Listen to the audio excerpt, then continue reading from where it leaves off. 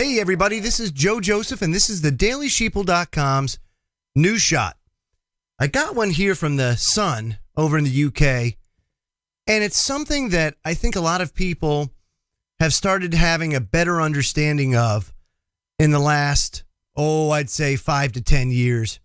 And that has to do with the fact that cosmic rays, that's one way, they say, from outer space will damage plane passengers' brains. It does much more than that.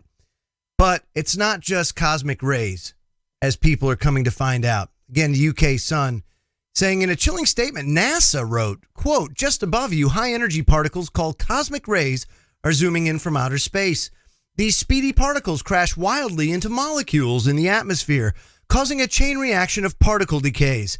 While we are largely protected from this radiation on the ground, up in the thin atmosphere of the stratosphere, these particles can affect humans and electronics alike."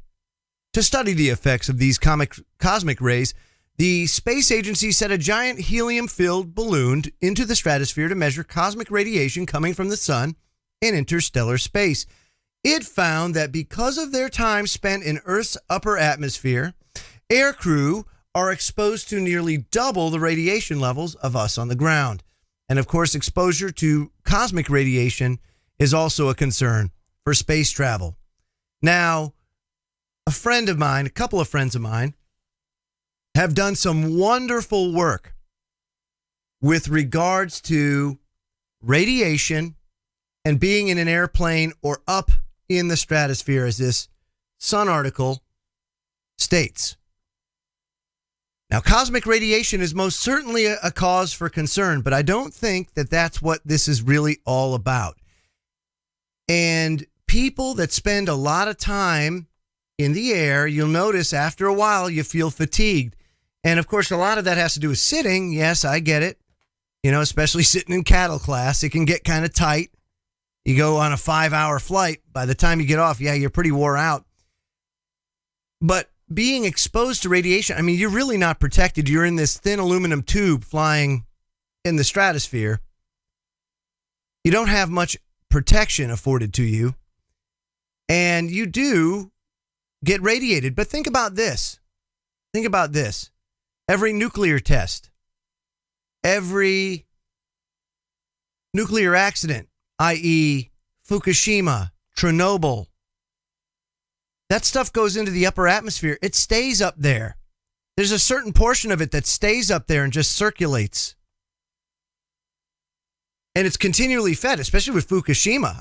That place is still radiating. So you have all that going on. Well, again, my good friend Popeye over at federaljack.com and his sidekick, the Rad Chick, did a series of interviews and has some great videos on something called the Wigner effect. Now, they've done an interview with Lauren Murray. If you don't know who Lauren Murray is, she's a scientist that has done extensive research into radiation and its effects, especially with regards to metallurgy. Very interesting. You got to check this out. I'm going to put the link to a playlist of videos dealing with the Wigner effect in the description box below. But definitely a cause for concern for all of you frequent flyers out there. Something you might want to be aware of before it's too late.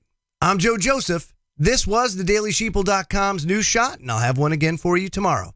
Have a great day, everybody. Take care.